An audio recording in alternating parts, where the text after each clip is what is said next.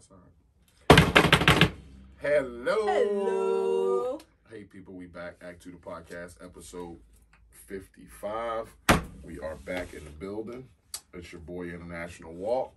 It's your girl, Tosh, the co-hostess with the Mostest. I just got to tell y'all something real funny. One of these days, we're going to do a compilation of the pre-show antics because he's a fool. That's all I just want to put out there. I'm a fool. She a fool. She just was hoiting on the mic and talking about They don't know what hoit is. But they'll learn. He's a fool. We're going to release some pre-show. You know, it's funny. Hey, y'all. What's Sometimes up? we argue before the show. But Sometimes. Not all the time. Yeah, it's not necessarily It's probably been bicker. like 3 shows where we had like a... Like a blow up? No, we Or had to just like have a spat? kumbaya. Yeah. Yeah. Couple shows I was about to do by But we myself always and show kick her off. up. A2TP podcast, episode 55. Facebook, Instagram, YouTube, Breaker, Anchor, Spotify, Google Podcasts, Radio Public. Radio Public. All the platforms. You can see our faces. No need to have any excuses why you shouldn't be seeing our faces. And www.a2thepodcast.com. Yeah, don't forget to go there. That'll take you to everywhere you need to be. You'll see everything you need to see. It's all right there. What is it Us. again? A2thepodcast.com. No, www.a2thepodcast.com. I don't think you have to say www nowadays. Really? No. Okay. It's just A2thepodcast.com. The www is insinuated. You remember when we used to be like, the World Wide Web? I don't. I wasn't on computers then. Oh. I was in them streets. Them screets eating I scrum. was in them streets. How are you? No! How are you? Now I'm a little afraid. Maybe that's how I am. I am doing well. You know, this healing recovery period has been great for me mentally most days. My mind plays some tricks on me some days because I be feeling like I got cabin fever. And then I talk to myself like, girl, enjoy this cabin fever. Like, it is what it is. Your daddy coming home. She'll be talking shit later, talking about, oh, I need some time off. Like, yeah, so I am appreciating. You just had 6 weeks off. I'm appreciating the time off. So I am doing well mentally. I'm at a 9 today. A little spicy, huh? Yeah. Why are you at a 9? Just because I'm filled with gratitude. You know, my health has some questions about it. I got some more testing for those who have been checking up on me, asking me how I'm doing. I'm doing fine. Still got some more, things to do, but overall I'm doing fine and I ain't complaining. I ain't claiming nothing negative. I'm good. What's work?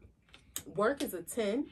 Because you're not there. Yeah. And I was telling him earlier, not that I want to go back any sooner than I am expected back, but I feel invigorated. Like the reset button has been hit.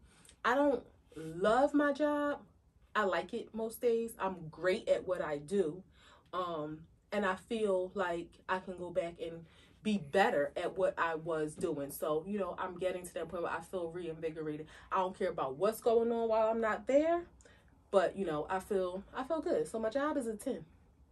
How you feel like being taken care of with your broke ass? Let me just say, if it's in God's plans for me to be a professional homemaker, Lord, I receive it.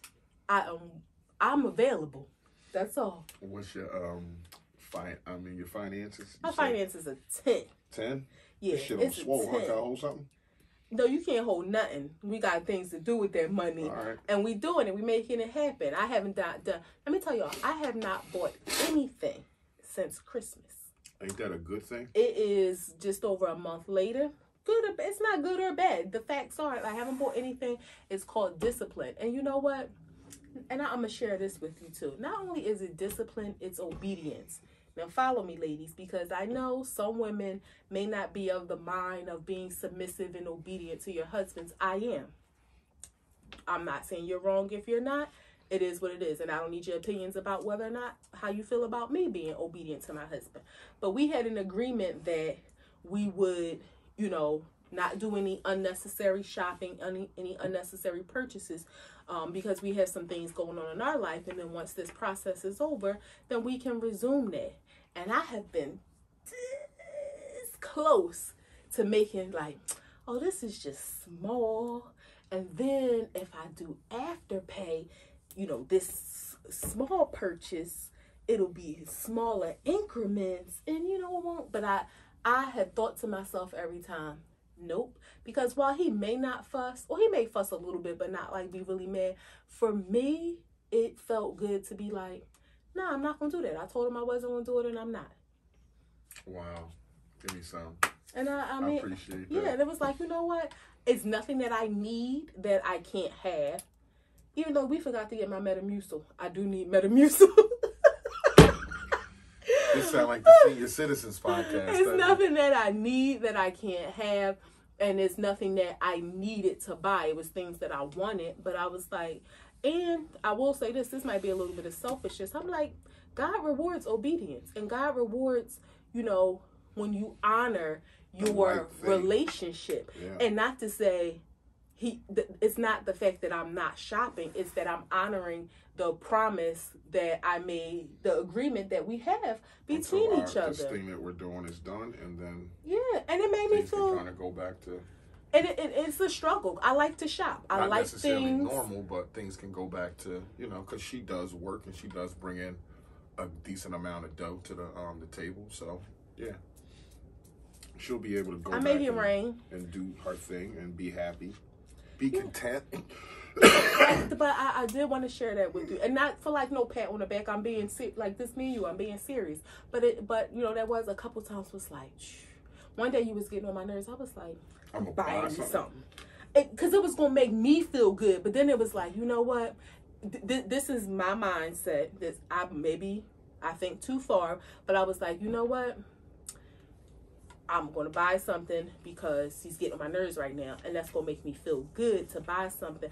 And then when it comes and I got to hide it, then I'm going to feel like a creep. Not that I don't hide packages often, but I do that because I want to and I don't want to hear his mouth. But in this situation, we specifically agreed not to shop. So I felt like I would have been being deceitful. And then if he would have said, babe, what's these charges and stuff? And then I would have had. So for me, it was just like, nah, I just didn't want to be that person. That's cool. I appreciate that. So overall, I'm a 9. Yeah, How 9, are you? 10, 10. I'm good.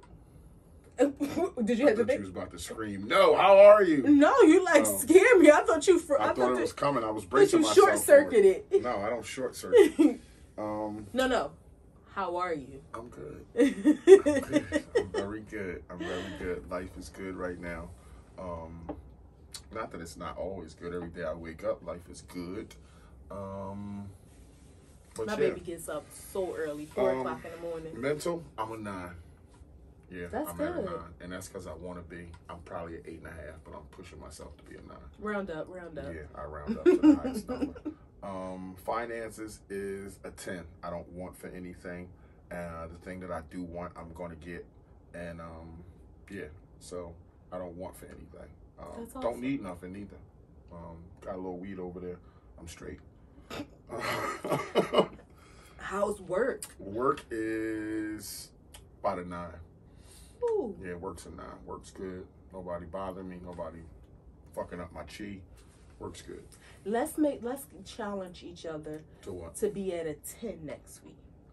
Not to fake it, but to do whatever we can in our power. Now, if something happens that draws us away from that, yeah, I mean, we could say that now, but that's kind of being perfect to get up here and be like 10, 10, 10. Like, no, I mean, let's just challenge ourselves. Not like like competition, but an internal challenge to not let anything disrupt your chi and to allow you to reach that level of nirvana where you feel like, ooh, boom, boom.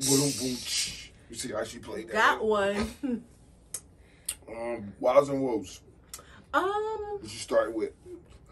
I'm gonna start with my woe. That way we can end on a. Actually, when I think about it, y'all, 31% this week, so might be half dying over here through the show. Yeah, I don't know. I'll say the only woe, when it's maybe not like a bad woe, I miss my kids. During this recovery period, watch your face. Wonk wonk. Like, during this recovery period, I've had to sort of quarantine just because of some issues in my now this is outside of the normal like quarantining because of the vid and all that. But just because of my immune system and just to, I was a little susceptible to things. So kids are dirty and nasty, even the ones that we love most. So I've had to quarantine. Nastiest. Yeah, I've had to quarantine. So, like, even when we go to stores and stuff, I stay in the car. But, like, I like to go out for a ride. Like, you take the dog out for a ride. I ain't nobody's puppy, though. But you know what I mean. So, I do miss my kids. So, that's my only woe. I FaceTime them all the time. But, it's like, wah, wah, wah. I can't wait to hug and kiss my babies. But that's the only woe. My wow, just grateful for the husband that I have and grateful for the way God is showing up in our life.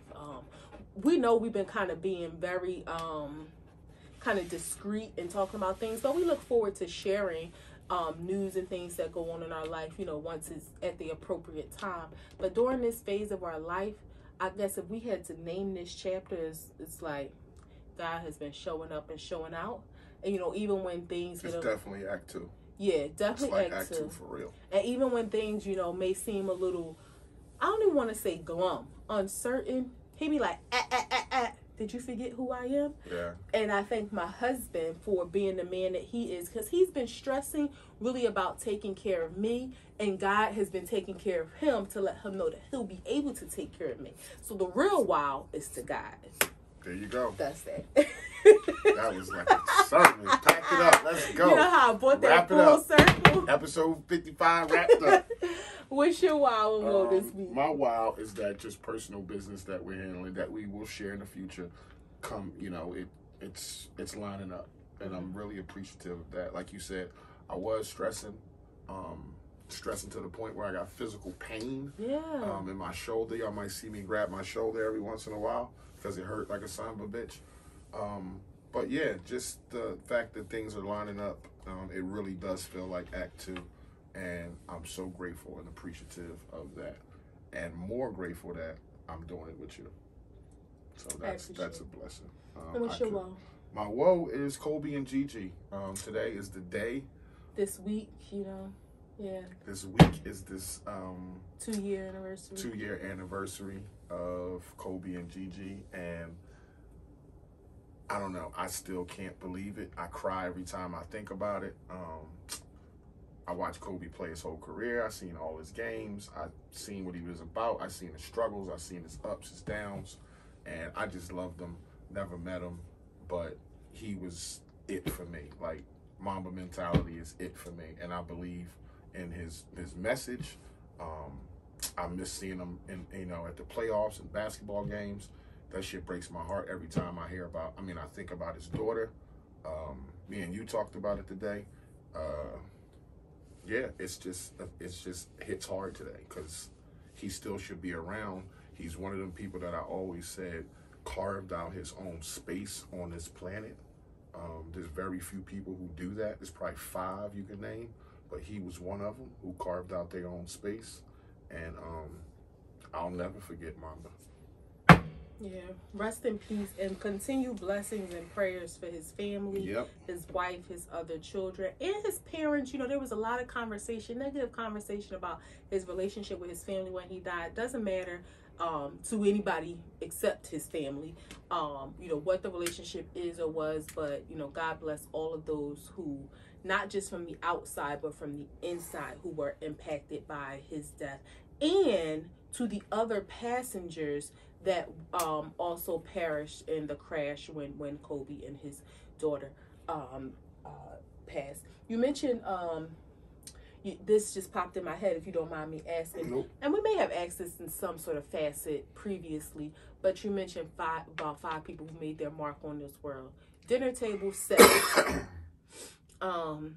You and 5 guests. Who are they? Wow. Me and 5 guests. Dead or alive? Kobe. Jay.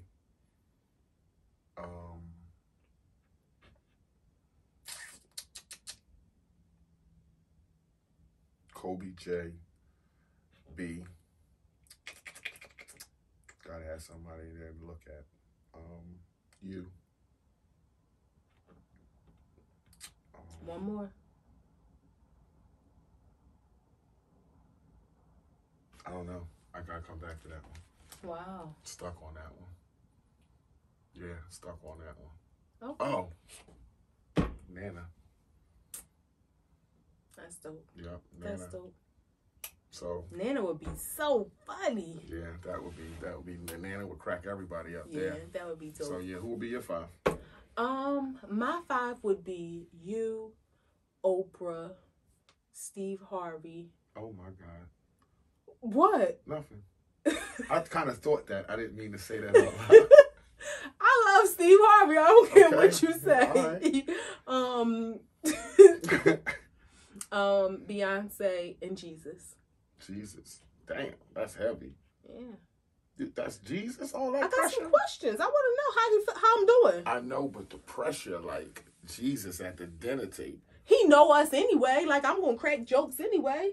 What's up, Big J? He do got a sense of humor. Yeah, I want to know how I'm doing. I won't show up to dinner with your toes out and all that shit, with your feet out. Like, Jesus could come as he pleases. not with his toes out. Don't be lock rude. in on the baby toe when you're trying to have a steak. Don't be rude. I'm not trying to be rude. Topic of discussion is I was talking to somebody who told me that maybe I should express why or how it feels to be in love. So I think I'm going to do that. To be in love specifically with this person. Just a man in love. So what it means to me to be in love, what it may mean to you to be in love. I mean, you're sitting here too, so obviously that would come from a woman's perspective. But for me, or what it means to be in love and why I take it so seriously, why it's such a big, it's a long story, it's a deep story, because our history dictates that level of love. Our history started when she was 19. She's 41. So there's a long lineage of history that we had. And there's moments in those years that were poignant in our transition into love, into marriage, into long-term relationship and all that. So why I love her can be a myriad of reasons, which you could probably speak to with questions and things like that. But that's what I want to get into. Why we are the way we are with each other. I can speak about why I love you, and you speak about why you love me, and go from there. That sounds good. I wasn't prepared for this, so I had my tissue ready. Thank God I don't wear makeup for the show, so I won't be running my makeup. What's the tissue for? In case I cry. Okay. I guess I better get some tissue, I got a tissue for you, too. I might Don't cry, go to too. my desk without asking. Okay. You stole these tissues from the restaurant. That anytime you go to a nice restaurant, you go to the bathroom. And if they got nice hand towels to dry your hands, you put a few in your bag. And if it's a really nice restaurant that costs, a couple dollars, it's not really stealing. You're just like, they're really putting them there to say, here you are for patronizing us. So I really don't even know where to start.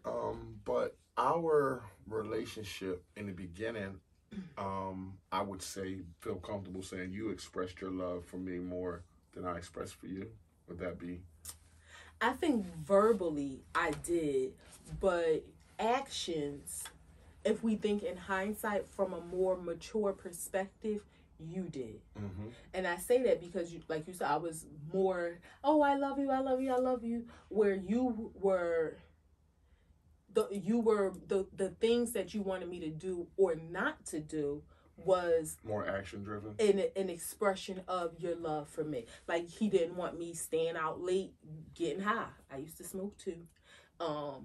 He wanted me to be in the house at a certain time, and at that young age it could almost be misinterpreted as you trying to be controlling. But again, at 41 I realized, like, I'm a 19-20-year-old girl. Why am I out in the street smoking, drinking with my girlfriends, and then coming home 11, 12 o'clock at night, waking him up, having to go to work the next day? So I think that expression of love, when we talk about how you show tough love, that was there, while mine was more, verbal, kissy, lovey. Yeah, I would agree with that. I remember in the beginning how I felt like you used to express your love to me, and I used to combat it, for lack of a better term. Like, I felt like I used to always see it coming and try to bat it down, like as almost in a test. Like, I told you this before, like almost in a test to see, like, would she stay or would she go away? And I've done some dumb things. I've never cheated on her, but I've done some dumb stuff where I've hurt her and broke her heart. And it wasn't like I did those things to see, like, okay, am I going to push the limit? But it was like all that stuff was ultimately just to see if you would leave.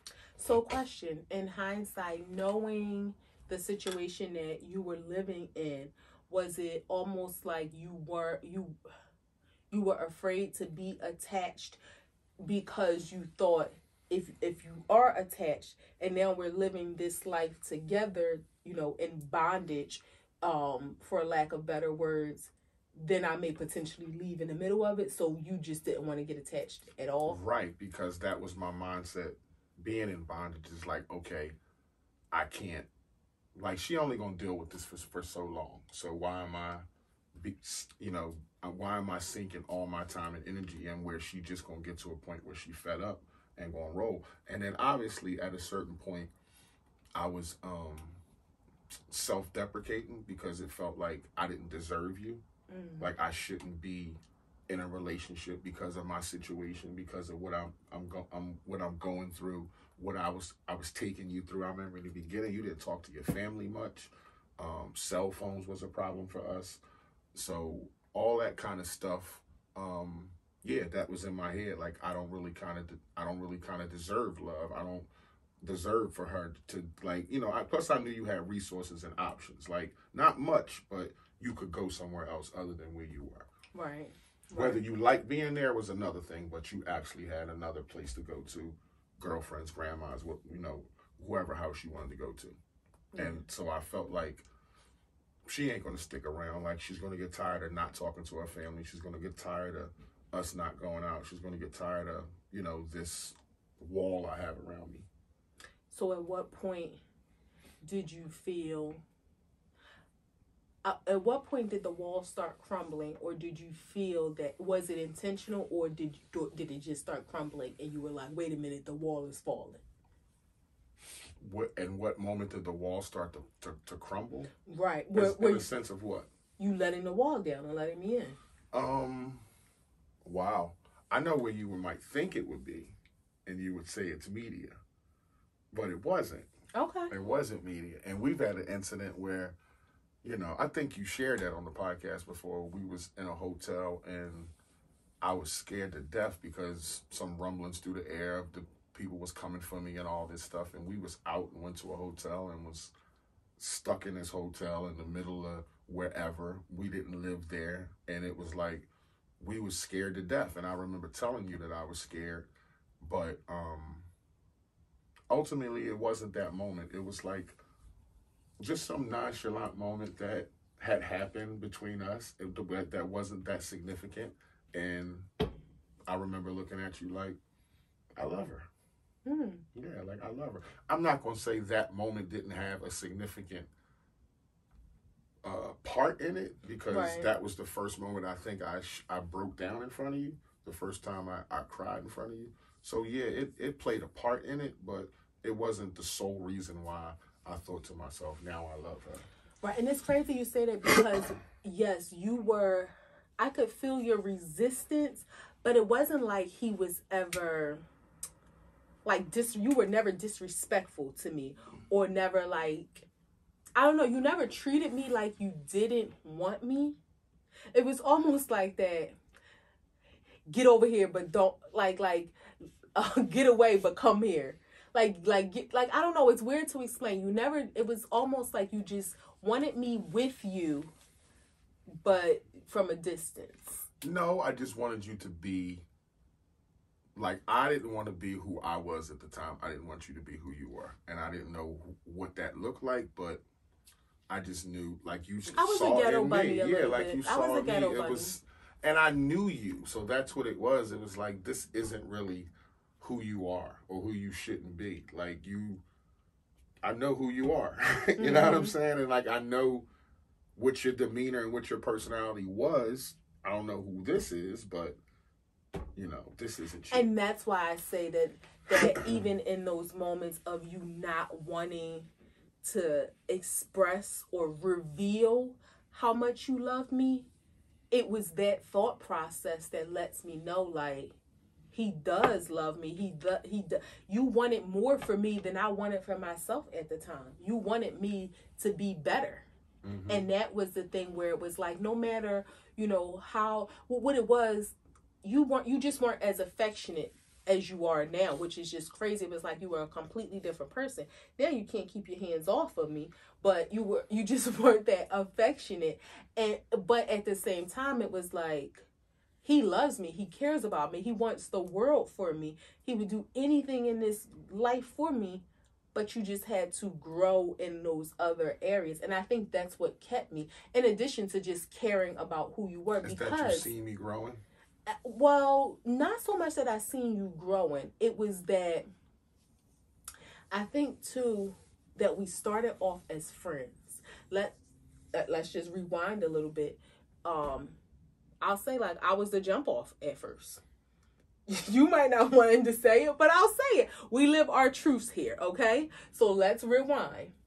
He was in a situation, and he was in a relationship. I'm not going to call it a situation. He was in a relationship. I don't want to speak of it. It was what it was. We were friends, and it evolved into something that it probably shouldn't have at that time. And then we went our separate ways because I wanted more. He really couldn't be more. I was still being a ghetto bunny. And he bust it, baby. It was like, you can't tell me what to do because you in the whole situation. Like, you go home every night. You can't speak on what I do. So we went our separate ways. Probably about a year later, we came back together. His situation was over. We came back together, but I could tell his heart hadn't completely left that situation. Now, fast forward 20 years later, I know why, because of his child, but nevertheless, I knew that he wasn't ready to be here. He was still stuck there mentally. And then we went our separate ways again. And then a month later, we came back together again. And it's been on and popping since. So I say all that to say we started as friends. So during that time when you weren't as affectionate and we were really we cared cool. About each other. Like, so we were really cool. And that, like you said, as friends, caring about each other's mental, not really knowing what that is, but just caring about how each other was doing, caring about if we ate. Like, just the I wanted things. To make sure that you were okay. I knew your situation. I didn't know the gravity of it at that time, but I knew that you were kind of on an island by yourself. And I've learned from counseling that I have this parenting complex. So maybe I just wanted to be there to take care of you. But because I loved you and I cared about you and you were my friend. So I think that's what kind of kept me, along with knowing, like, you cared about me. The fact that you stuck through my indiscretions, the fact that you showed up in the beginning the way that you knew how, was a big reason on why I started loving you. There was obviously the time in media where we had the situation which made that bond a little bit stronger. There was like certain sexual times that we had that made that bond even stronger, or the love even stronger. But you just like rocking with me, holding me down, and me feeling like, you know, I'm a fugitive and I don't have much to offer. And here it is, I end up with a person like you. It's just that's just one of the many reasons why I love you. It's just one of the many. You actually taught me how to love. That was the resistance in the beginning, was you used to be verbal and all that, and I didn't even know how to be affectionate. I didn't even know that that was a thing. And you brought that to my attention and showed me that, you know, if you care about somebody, you touch them, you kiss them, you hug them, like, you do things like that. And that I learned from you. Like, I didn't do that in my other relationships. but I learned that from you, and I love you. I love you for that. So you taught me in a sense on how to love. You taught me what being in love is and what that feels like. And it's weird because it's not like you had an example of it. It's not like you had a good marriage to look at when you was growing up, but in some way, shape, or form, you were showing me along the way that this is what it's supposed to look like. Or at least you had in your head, this is what I think it's supposed to look like. So this is my standard, and, you know, I rose to it. Yeah, and you're absolutely right. I didn't have a good image. My parents were married for almost 30 years. No, I'm sorry, almost 25 years. It wasn't good, but nevertheless, they were married.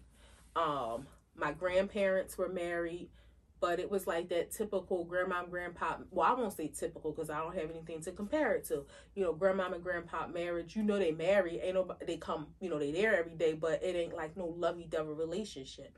My other grandparents were married, the same, they worked together, but it wasn't anything that I wanted to emulate. So I said those were examples of relationships that I had, and I knew that's not what I wanted. So I guess the only way I could think of, and not that I had all the answers or knew exactly what I wanted it to look like, but I knew what I didn't want it to look like. Like, you couldn't put your hands on me. You couldn't cheat.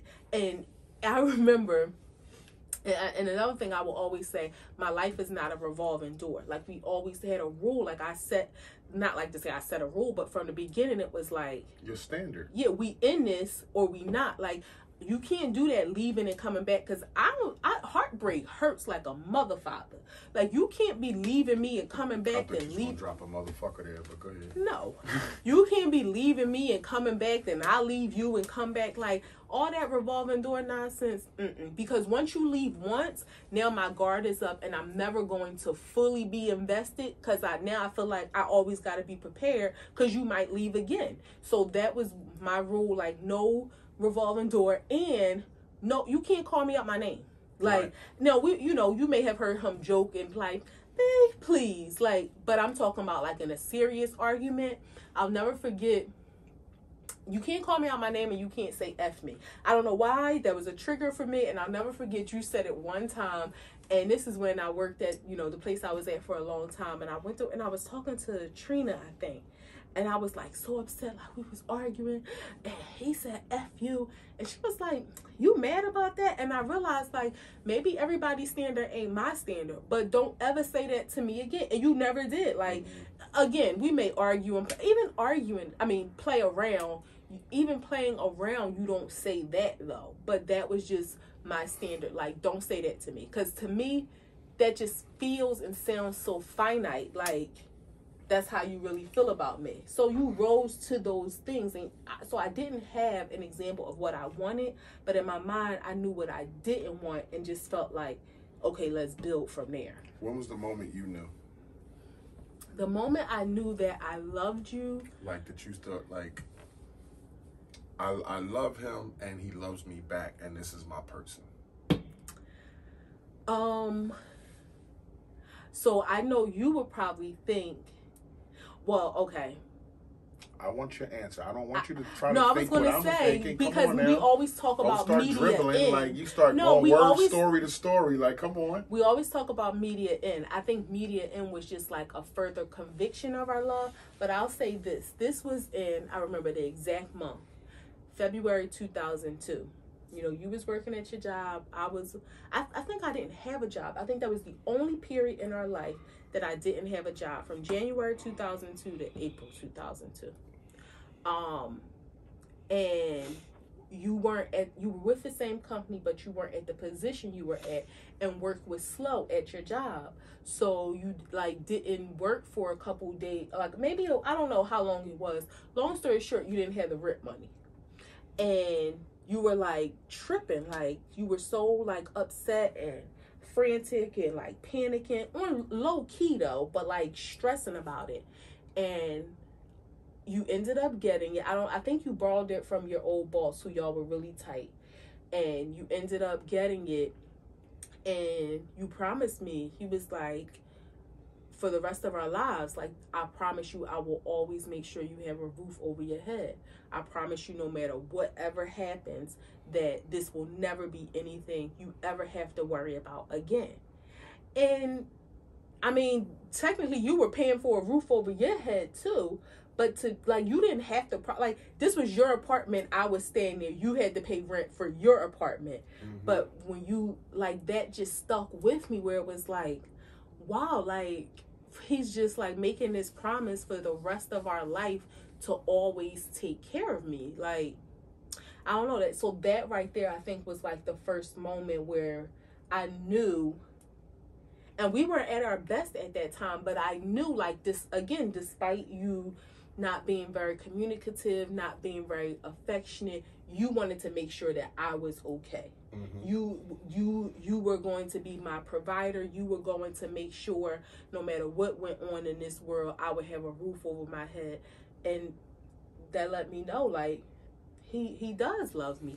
And I don't even, I mean, at that moment, I remember I remember the exact image. We had that flower sofa, and, like, I just remember the exact image of the apartment.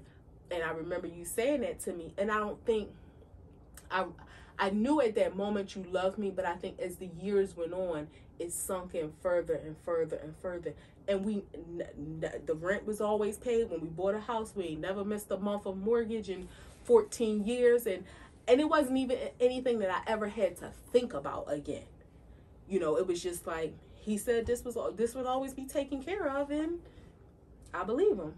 So I think that was the moment when I knew I love him, and as much as I want to make sure that he's okay, he wants to make sure that I'm okay. Even if I don't have nothing, I'm gonna have a roof over my head. The moment for me, I felt like shit. I felt like real, like, you know, I'm not a man here. The moment for me, it was just a culmination of moments. So it had a lot to do with my situation, being in bondage, being a fugitive, and some of the things that you have done over the years, sticking around through indiscretion, sticking around through the fear, sticking around through not having a rent. And I think when I was like 35 or something like that, I would say 10 years ago, I wanted to my bondage world started to crumble a little bit and shrink in on me. And I felt like I wanted to, like I was just grasping my manhood, and I wanted to, like, get my shit together and really dive deep into doing the right thing and loving my wife the way I was supposed to, loving myself the way I was supposed to, trying to get a relationship with my daughter, and do all the things in my life that, you know, like, to 100%. And one of them was, you know, obviously I felt some type of weight on my shoulders because of everything that you've done for me. And I don't want to feel like it's something that I owe you, because I love you, you know, as a friend. I love you as a wife. I love you as a partner. And I really do think we soulmates because of how our interaction is. But for me, it was just a culmination of those little moments where it felt like, okay, I want to give this girl my whole heart. Like, I want to love her as hard and as long as I can, because of the way she showed up for me in my life, the way she makes me feel, even the simple shit like the puppy love stuff. Like, in the beginning, it didn't feel all that great, but then I remember, you know, like, little things like dreaming about you, or just feeling like, you know, giddy, or we'd had an argument, loss of appetite, like just dumb shit that you get during the feeling like you're in love phase. And so it was just a culmination of moments for me that made me feel like I want to just jump in feet first, love her to 1,000%, and focus all my energy on my marriage and my wife, and let the chips fall where they may. Yeah. And let's just be clear, because you said it a couple of times.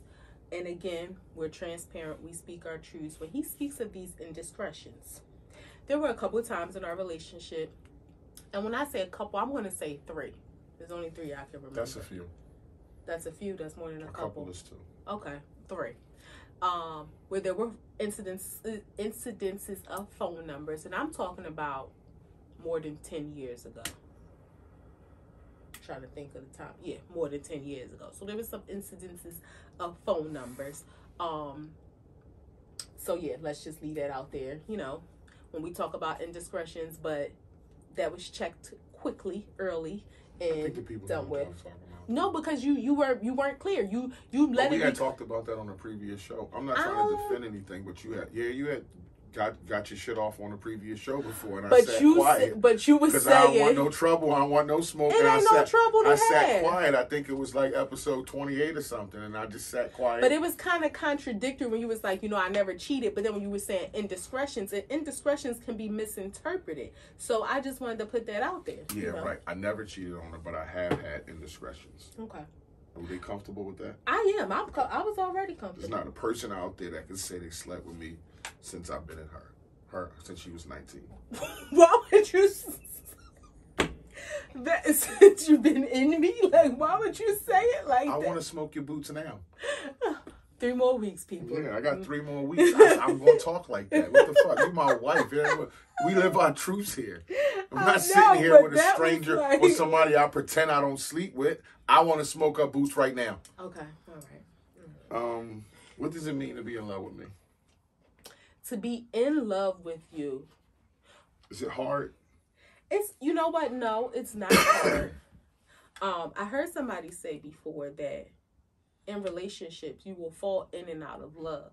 The key is not to stop loving and not to fall out of love at the same time. How many times do you think you fell out of love with me in 21 years? If I had to guess, I would say 08, 09. Definitely. That was the one period of time that I was thinking. I'm going to say maybe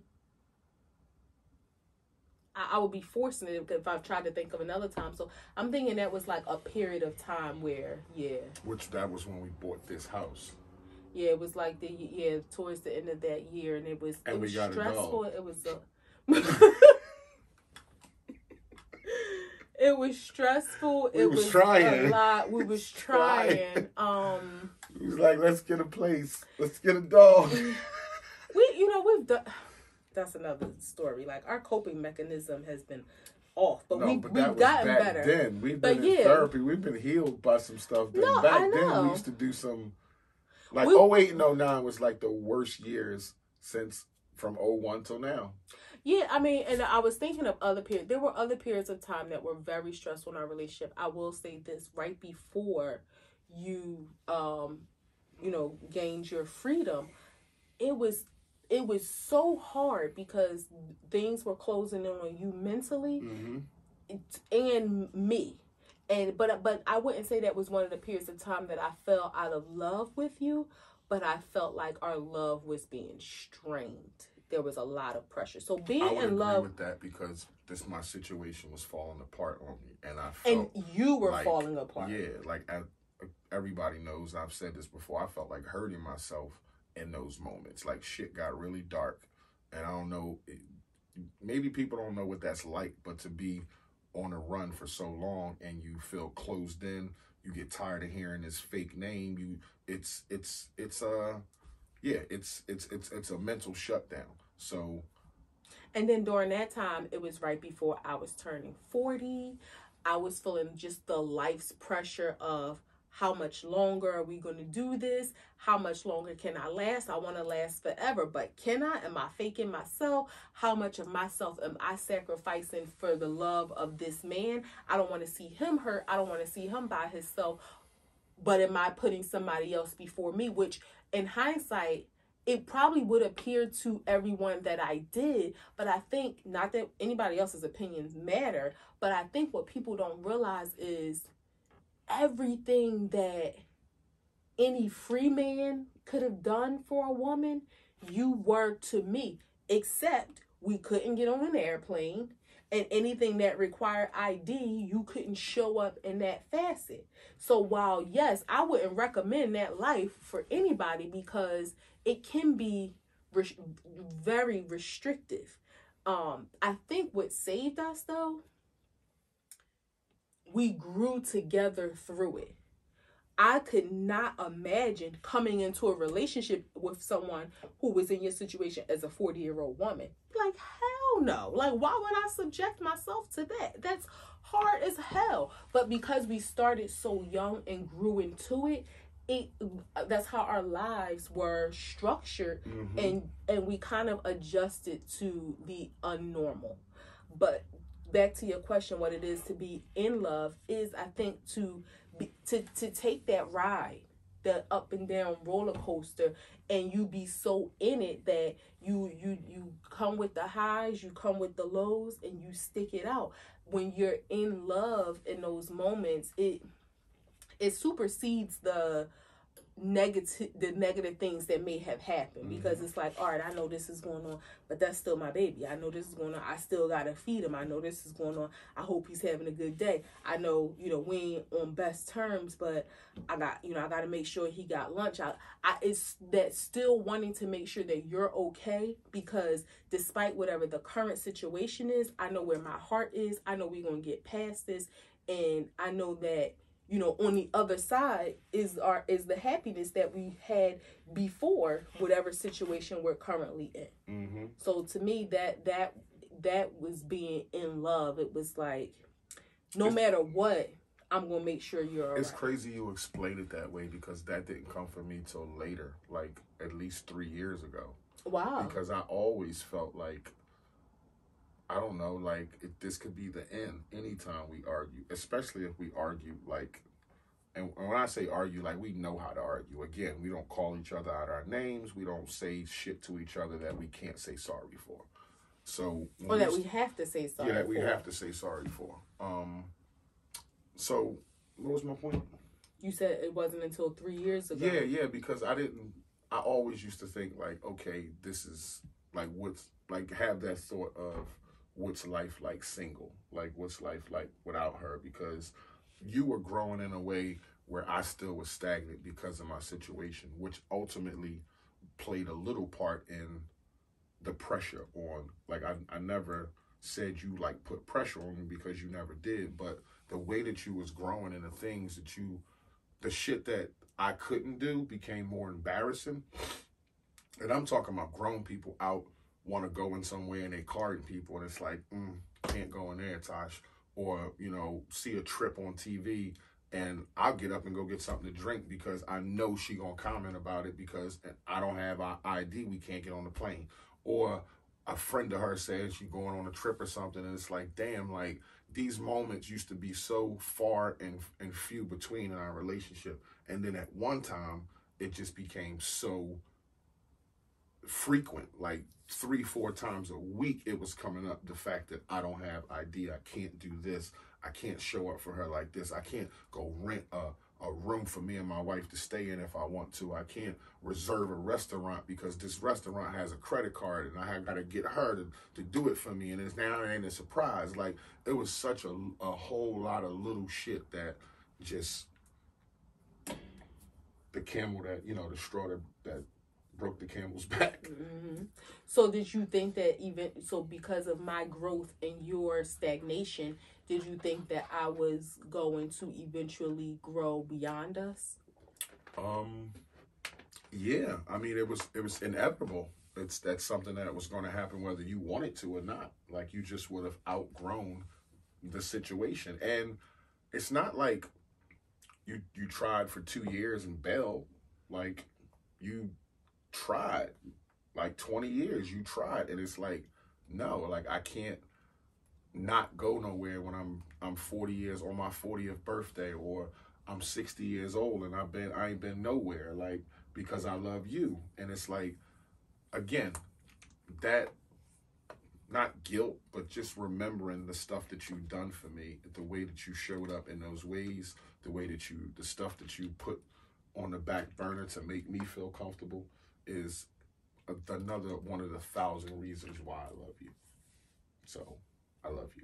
I love you. And one of the things that I never wanted to do, because I did those things because I wanted to, like, because I cared about you and I wanted to make sure you were okay. Was traveling something that I always wanted to do? Absolutely. And at the same time, I thought to myself, it's weird to say, like, would my life be over if I didn't? No. Would it feel good? No. But would I be okay? I think so. I hope so. And then at some part to me, I would think to myself, you know what? All the sacrifices that we've made together,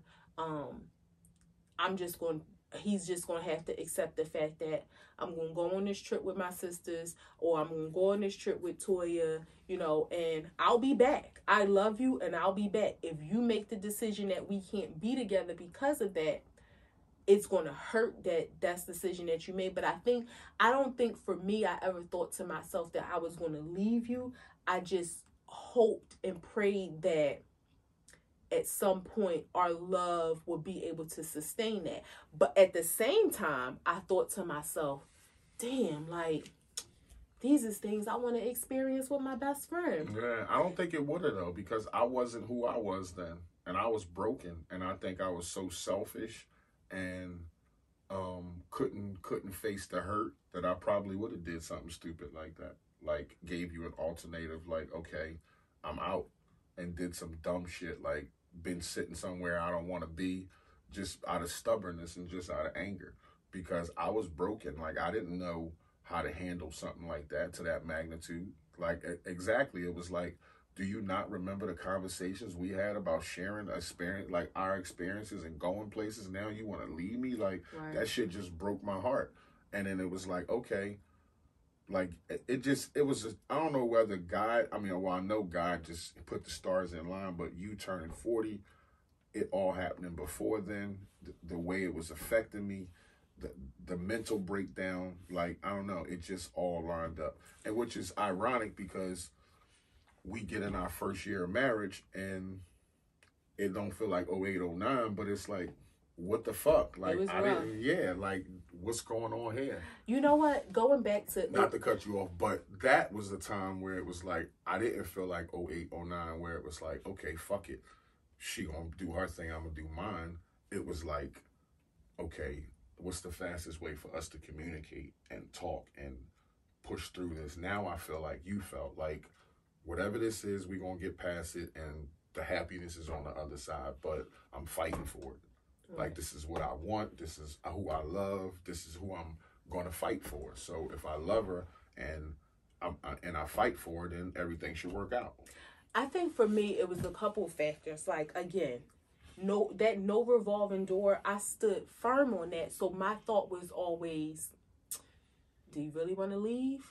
Because if so, that's it. Like, we're not about to do this. Like, I'm leaving and then I'll be back in a month, or you leaving, because if I go and find me an apartment or something somewhere, because by 08, 09, financially, we were doing well, both of us individually. So it's like, okay, if I go find me an apartment, I'm set up, like, I just never wanted that to be a part of my life. So I think that's what I always kept in mind. Like, if you leaving, you going. Like, it ain't no coming back. This is the new life, the new path. And that might be selfish, I don't know, but that was the mindset that I had. I think in 08, 09, it was an example of those growing pains that we talk about, where we bought a house, but you still weren't the person that you are now. You were better, but you still weren't the person that you are now in terms of showing your love, showing your affection, opening your heart. And what happened, it's crazy how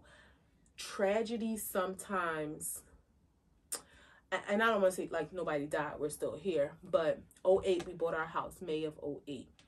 Around like September to February, it was tumultuous. I'm talking about like, rah, rah, rah, rah, like, it was bad arguing. It felt like every day, like, going to work, like, it was bad.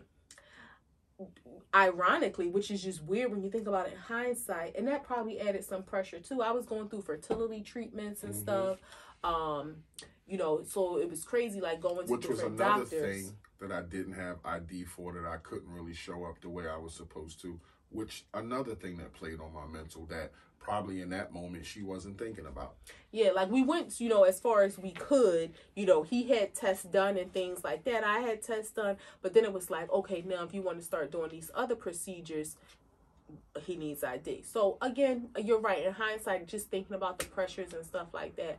But I went for so that started September of 2008 through February. March 2009, I go in for a procedure, just for them to kind of look at things, look around, make sure everything is good with my goodies and all that. And a medical accident occurs. Now, and it's crazy because I remember the morning that I was going for the exploratory procedure, we were not on good terms. We're going through these fertility procedures, couldn't stand each other, but we doing it. And we weren't on good terms.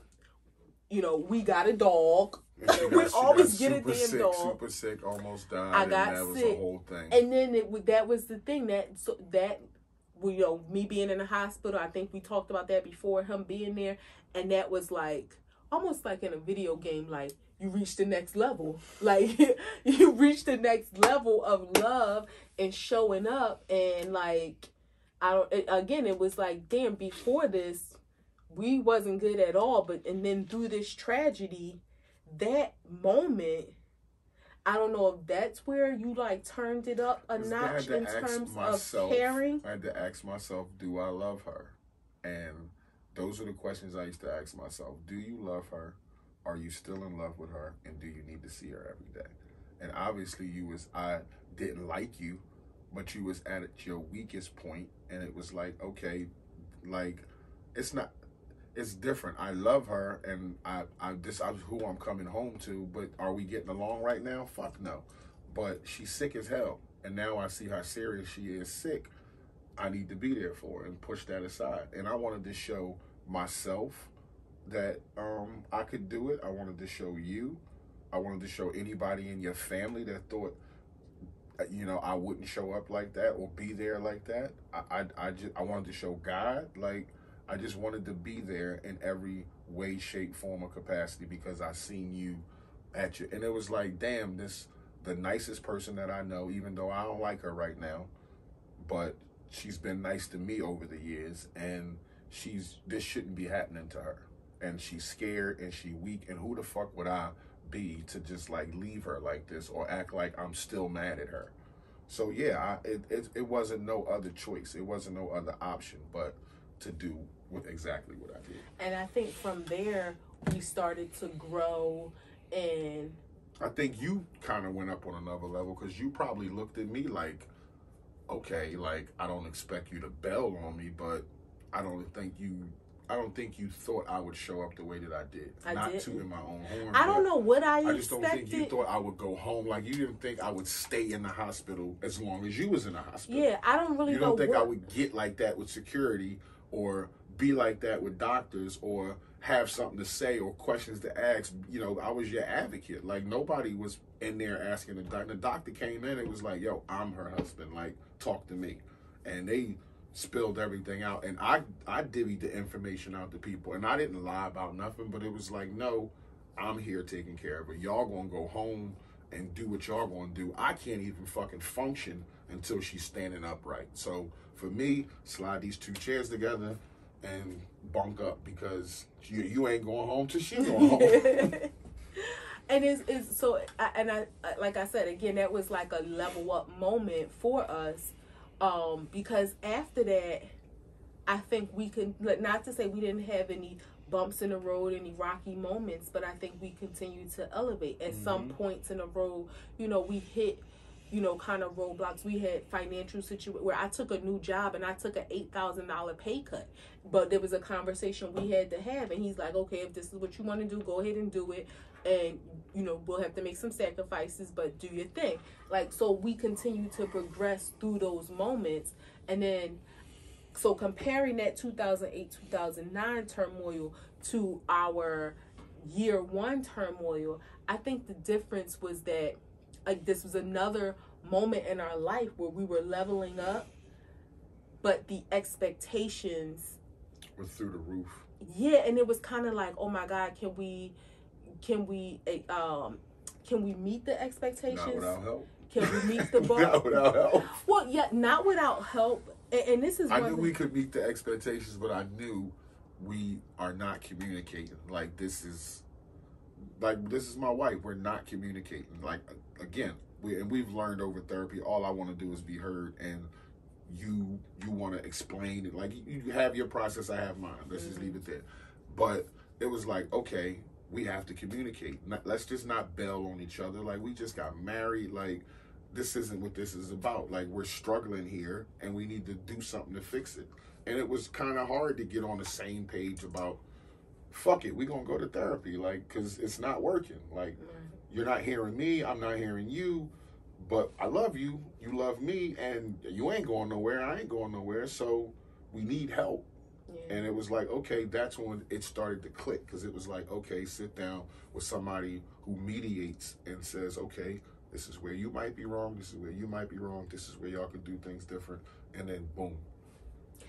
So I think for me, the most important thing that I learned through therapy which is another reason, I'm sorry for cutting you off, which is another reason why I love you, is the fact that you were willing to do that. Like, to me, that's what I mean when I say fight for us. Like, you see us crumbling, you see us struggling. Okay, what's the solution? Right. And for both parties to be like, okay, I'll try that, I'm open to that. That's another reason why I love you. Because I knew for me I think one thing that is wrong with a lot of relationships, and what I realize is it's so easy to walk away. Now, I'm not talking about the paperwork and divvying up finances and all that, but it's so easy to be like, nah, I ain't doing this. Because fighting for it means you got to face some ugly truths about yourself. Not even about the other person, about yourself. And sometimes it can be the other person, but sometimes what I think, or what I've learned about me, is it's you that maybe has to change the way you look at things, and the other person has to change the way they look at things, so that you both can have a different view from the other's perspective, if that makes sense. You gotta start looking at the person like they're a whole person. And I think for a while you look at people like they're just an extension of you. Like, they're supposed to like what you like, or do what you do, or think how you think, because y'all just been together for so long. But that's a whole nother person with a whole nother mind and brain, and she think different, he think different, and you gotta compartmentalize that. And I think one of the fallacies that so many people have or live by is that I am who I am, or that's just the way that I am. And that in of itself can be so detrimental when you think that you don't have to change. And it doesn't mean, oh, I have to change for that person. But when you think about it, you're really changing for yourself, and it benefits you. And I think that's something that we both learned. I know for me, I've learned that there are things that not necessarily I can do better, that I can do differently. And it doesn't compromise who I am. It doesn't mean that I'm decreasing myself, or I'm lowering who I am, or I'm, walking in your shadow, but it means that I'm honoring our relationship. Sometimes it's okay to just not respond. Sometimes it's better to choose peace over, hostility, or you don't always have to be right. And the most important thing that I learned is that you're my priority. Our relationship is my priority. Anybody who knows me knows how I feel about my sisters. That goes without saying. Knows how I feel about my kids. That goes without saying. You're my priority, because this relationship, hopefully they find husbands and they live happily ever after. Hopefully our kids find husbands and wives and they live happily ever after. But while they're living happily ever after, I want us to still be happily ever after along with them. So that, and not only that, which I don't live to say we have to be an example for other people, but I would love if that is a result. Now, they may not like our examples. That's fine too. But there's people that I'm not going to name them, but there's people that I look out to, whether they be celebrities or not, that are black, that I think are in line with us, where it's like, I like that relationship. I like the fact that they in love, and you kind of want to just not emulate it, but be that too. You want somebody else to look at your relationship and be like, that's dope. They really love each other. I only know one other couple like that, and not no shade to what you're saying. Celebrities, I just feel like it's pictures, and just like with us, we do this podcast, so y'all know a little more about us than like celebrities looking at social media or pictures or stuff. But you really don't know what the hell goes on behind closed doors. No. So like I can look at, but I think I relate more to the ones that's transparent. Oh, So if I know a little bit about you, then I know a little bit about you. If I don't, then I'm not talking about okay, you. I got you. Yeah. Yeah. Like, you know, Steve and Marjorie, I love Steve them. and Marjorie is okay, but when I look at like a Styles and Ardua, you know, a couple like that, like I dig DJ Envy and Gia. Yeah. I dig mean, shit I like that. feel you. Charlamagne and his wife, I dig couples like that. So I see stuff like that. I know a little bit about the background, and it's like, that's what's up. Like, Charlamagne's a transparent dude, and it's like, you know, I cheated on my wife 3-4 times. Like, I just started being in love with my wife 5 years ago. I relate to not the cheating and all that stuff, but I can relate to just coming to a point where it's like, fuck this. Like, I'm in feet first, and I'm loving my wife, and she's my queen, and this is what it's gonna be. Yeah. Well, I mean, it is, you know, the Boyntons, I love them. And this is one thing that I've learned. Everybody's love, their style of love and their relationship requirements may be different. But at the end of the day, as long as nobody's being hurt and everybody's being fulfilled and God is in the middle of their relationship, then that's a beautiful thing. So you may not know, I'm not saying you got to know every detail about what goes on in people's relationships, but I love the Boyntons. I love the Rhodes. I love the Dearys. Like, because of their commitment to each other. You know, again, everybody may maneuver differently in relationships and have different standards, but those would be the people that I would say. They would be my same couples if we wasn't talking about celebrities. Yeah. The Dearys, the Rhodes, that's Toya and them. Yeah, and definitely the Boyntons. Yeah, I mean, the Boyntons is like, yeah, I love them. So you would. I mean, everybody don't have all the answers, but you know, they seem to look like they do. And again, but see, that's they will be the first to tell you they don't. But their answers may not fit our puzzle. Right. Our answers may not answer their quiz. You know, we may fail the test if we have to take it for them. Right. But that's what I'm saying. It's when you look at the relationships as a whole and you look at the love that's shared between them, the respect that's shared in relationships, those are the things. And it makes me, now, don't get me wrong, I have other friends who are married, and it makes me feel good to know that. I don't know a lot about their marriage. Like, you know, my girlfriend Annette and her husband have been married for some time. Misty and her husband, Crystal and her husband. I don't know a lot about their relationships, you know, up close and personal, but just the fact that I know that those are examples of Black love. Dr. Tiffany Day Lee and her husband, you know, the love that she exemplifies for her husband. So those examples of Black love and relationships, those are the things that I admire, especially because they are people within our generation where, you know, growing up, not only did our parents not have relationships for us to look up to. It's not like they had friends, like you be like, oh, my mom, you know, friend and her husband, like, you know, we didn't see that. So it feels good to know that I have friends and people that I love who are also being loved enough to fulfill them. Yeah, so do I. I got a couple friends that's Yeah, married. it feels good. I got a couple friends that's married and they love the shit out their wives. Scientifically, love makes you feel exhilaration, euphoria, increased energy, sleepiness, loss of appetite, and a racy heart.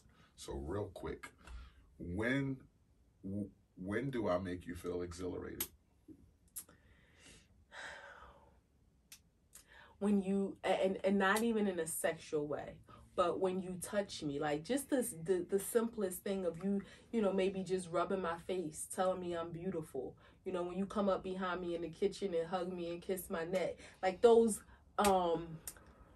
unexpected moments of affection, whether it's physically or verbally, you just saying something, you know, to me that makes me feel good. You know, when you bring me home a coffee, like, oh, when do I make you feel euphoria? In 3 weeks, you're gonna euphoriarize me. Okay. No, but you could say sex. I was just asking. I mean, but also, you know, when we are having our moments, you know, like before the show, you know, we was dancing and vibing and when we are together and having fun and just laughing. And that's probably why I don't have to do drugs, because, and I'm not, this might sound so corny and cheesy, it makes me feel high. Like, like just when we together, and when at the end of the night it's like, oh my God, my cheeks hurt so bad because we've been laughing and just having a good time all day together, which is weird because quality time is your number one love language, but I enjoy it so much. When do I increase your energy? When do you increase my energy? That's probably during sex too. I be having to show you what I'm working with. When do you feel sleepiness? You are like my cuddle buddy, you know. We nap and we get it in. Let me tell y'all, you know how kids have like a blankie at night? And even when like we're mad at each other, like I would slip my hand under him. But at night, if we sleep, I might be stretched all out over here. He's stretched all out over there. You know, we got a king size bed. I just gotta like have one little hand on his brown skin. I'm out like that. He is my blankie. Like, but at night he's big spoon, I'm little spoon. Well, sometimes I'm big spoon and you little spoon. Depends on who want to be big spoon. We fly, ask him, you coming over tonight? But yeah, like when we are like together and chilling. When do you have loss of appetite? When we not doing good. It's either up or down. Either I don't want anything to eat or I want to eat everything. Like I just feel like That's your, like demonstrative way of getting back at me. Not even getting back at you. It be in my mind really when I think about it. It's my F everything. I don't care about nothing. I'm gonna just eat these calories. I don't care. I know I'm not 600 pounds. Huh? I know I'm like, what am I watching? What I'm eating for? I don't care about nothing in this world. What a yo-yo. That's the stupidest thing ever. Or if I'm really, really sad, it's like, I'm just going to bed. I don't want to eat. When do I give you a racy heart? When I see you pull up in the driveway, sometimes I track your location. And I be like, oh, you're around the corner. Again, when you, like right now, you're making my heart race when you look at me. When you touch me. Sexually and non-sexually. Sometimes when you just like look at me from across, like if I catch you staring at me, and it's like you was checking me out. I love you, Tosh. I love you too. I always will love you. I always will show up for you. I always will take care of you. It's a promise I made to you 20 years ago, and I've upheld my end. And I see bigger and better things for us. And you're my dog. You're my person. And I love you. I love you too. We have unconditional love. We have safe love. And I love you for that. I appreciate it and I received that. All right. What's your beef? How can I have any beef with anything when my heart is melting? I got a beef. Oh, I'm going to switch gears real quick. I do have a beef, but you go ahead first. My beef is Fashion Bomb Daily had a video of these two girls, no makeup, and then makeup. And for me, I just feel like that's misleading. I don't want to get down on women because I like a little bit of makeup sometimes, but I don't like no makeup on my wife. But for other women out there, I like to look at that, a little bit of makeup on y'all's fine. But y'all misleading men with the makeup if you see this video. It's on Fashion Bomb Daily. Am I lying? Did you see it? It's a little bit misleading. There's nothing wrong with having makeup on, going home and taking it off, and you look a little different. These women look like two different women, like totally different. Look like four women. Like the two women before and the two women after. So I just think it's a little bit misleading. That's my beef is with Fashion Bomb Daily. What's your beef? My beef is this, right? And I'm going to kind of tell this story real fast. So I'm a part of this group on Facebook where it's like black. Whoa. A Facebook group? Those people are crazy. No. It's like black women outdoor living, something like that. I don't remember the exact name, but basically it's black women talking about outdoor spaces, like their backyards, gardening, giving people ideas of backyard design, that sort of thing. Sounds crazy. It's one of them groups where there's way too many people in it, and I usually don't comment, don't follow, don't even look at it because it's way too many people. Long story short, some of these black women, they are living luxurious lives. Like their homes are absolutely fabulous. Now, sometimes people will comment like, oh my goodness, what do some of y'all do, because your houses are magnificent. And one of the problems that I have with Black women is that we never want to pat ourselves on the back or toot our own horns. And what we do instead, when somebody, makes a comment like that, we want to put on this false girl empowerment language instead of really empowering people by letting them know what's possible and saying, girl, I'm I'm a doctor, I'm a judge, I'm a, marine biologist, whatever it is. Like, girl, I make my coins, I make $250,000 a year. That's how I afford this house. I got my PhD. Whatever it is that you do. Or girl, I'm a homemaker and my husband does this, that, and the other, and he takes care of home. Whatever it is that we do, it's always appreciate what you have. Don't worry about what other people have. You can make do with your space no matter what size it is. Like, not everybody needs the empowerment speech. Some people really might be asking, like, I want to know what kind of lifestyle you live. Like, I want to applaud you too for being that Black judge, for being that Black doctor, for being that Black gynecologist, for being the Black scientist, whatever it is that you do, that Black woman.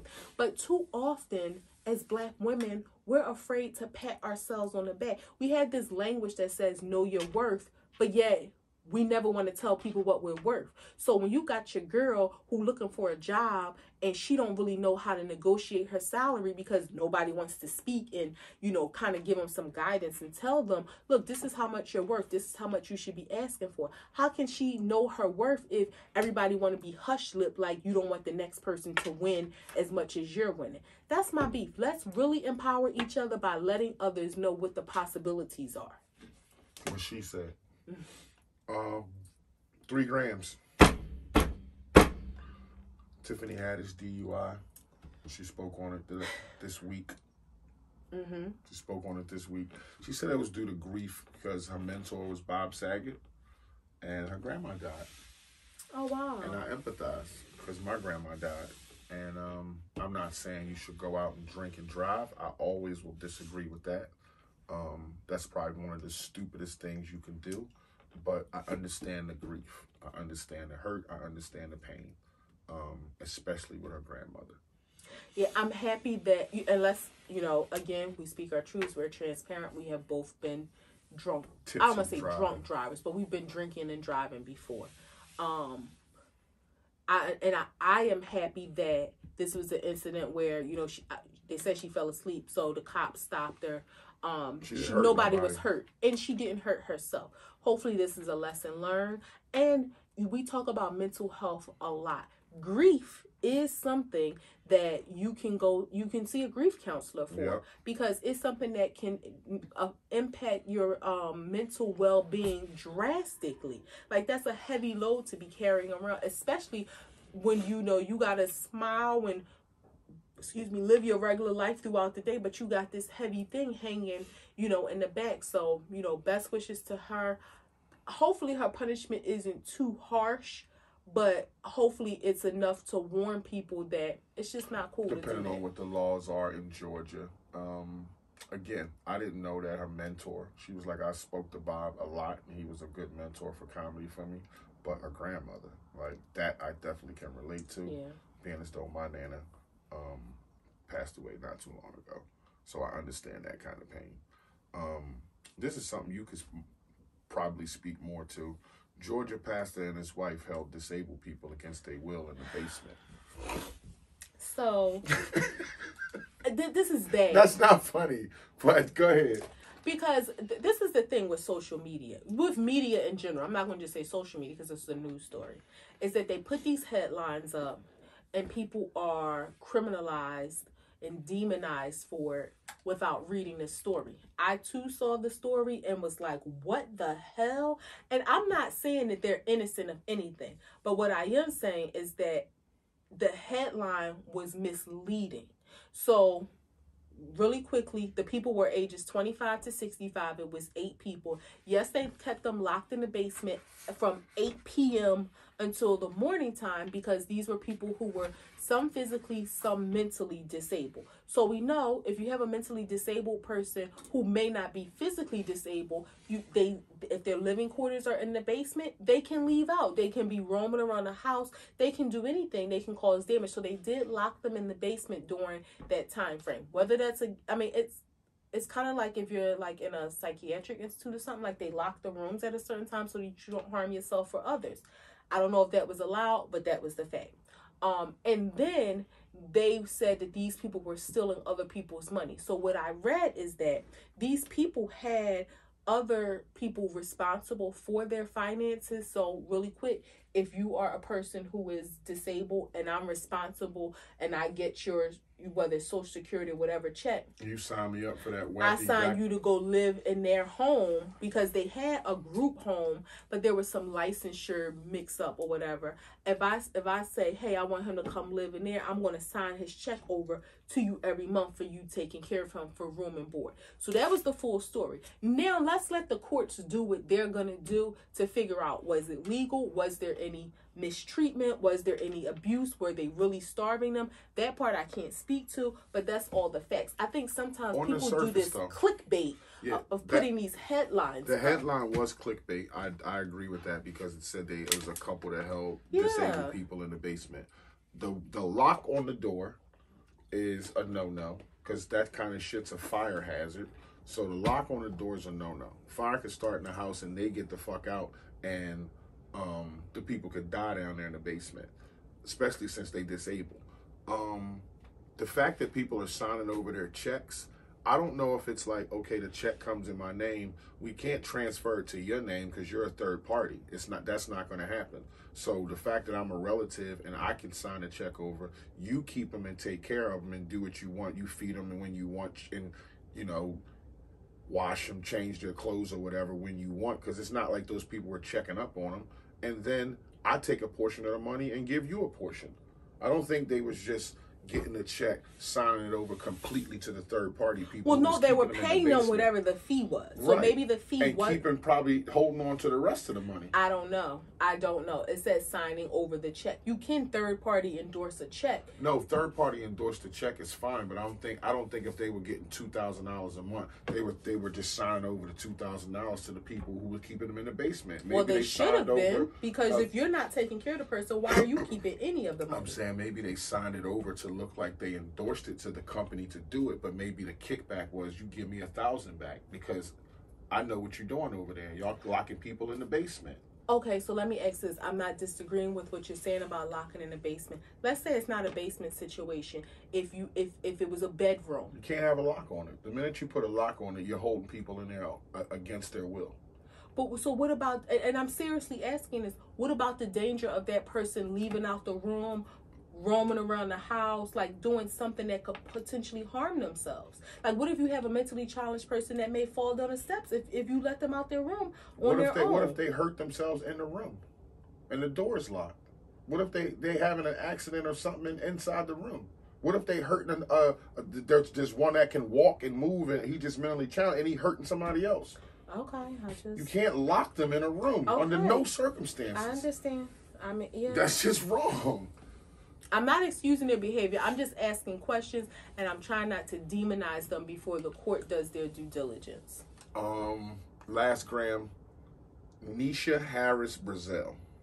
I don't know their name. 16-year-old girl who planned a botched robbery with her girlfriend's father at a fucking fast food restaurant, and dad comes around the drive-thru supposed to with a gun. She's supposed to yell he got a gun, and they take the money because it's late night and it's at the window. Well, dude in the store realizes some robberies happen, and he pulls out his gun and shoots at the dad and kills the girl because she in the line of fire. Dad pulls off. Dude who shot, they can't find. He in the wind, they can't find him at all, and 16-year-old girl dead. Yeah, I didn't recognize the name when you first said it, but I did read this story. Horrible. First of all, for the dad that's planning a robbery with your daughter's best friend. Like, you are complicit in her 16. murder. Yeah, you are complicit in her murder. No, the plan wasn't for her to be killed, but you involved a 16-year-old. You bum. Instead of getting a job, you bum. You involved a 16-year-old in robbing her job. She was 16 and had a job, but yet you're going to come and rob her job. You're a bum. You're complicit in her murder. The guy that killed he was an employee there, so he called himself trying to do some like James Bond stuff and pow pow shoot at the robber, but again didn't have a good shot, which is the reason why so many of these murders happen on the street. People just pop, shooting wildly and not knowing how to shoot. So unfortunately she ended up dead. It's such sad circumstances, but the guy who called himself trying to like be the hero, at that situation, to be honest, I mean, I don't know, because they said the dad had a gun, because I was going to say, just let him rob the store. Why pull out your gun? He was supposed to, but, I guess it's to make it look good so that it doesn't come back on them, on the employees. But he didn't have anything to do. No, I'm talking about the guy who did the shooting. But I guess if the dad had the gun and he felt like he had to protect her, it's a horrible situation. But the dad is a bum, and plus he's complicit she yelled in her out, murder. he has a gun. That was the plan. So she yelled that out in the middle of the store. He has a gun. So obviously he gonna think he got a gun, even if he didn't see one. A horrible situation. Rest in peace to her. Not, it's sad. And you know who is really sad for? The daughter, who now, and I heard that she was charged possibly because she was in the mix somewhere of the planning too. All of it was in planning. So then your dad's going to jail, your best friend is dead, and you're going to jail too. Yeah, because of your dad. Situation. Like, how stupid. That's a sad situation. Act 2 the podcast, episode 55, wrapping up.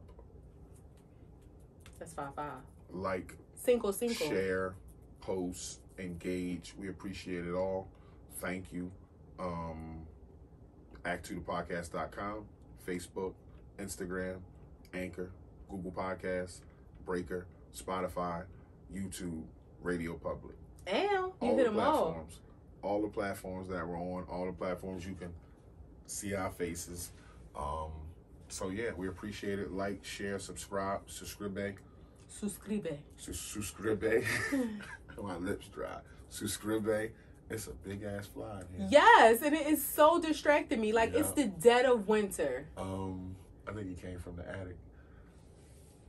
All the platforms, like, share, subscribe. We appreciate it. Act 2 the podcast, episode 55. If you fuck with us, you fuck with us. If you don't, you should. Peace.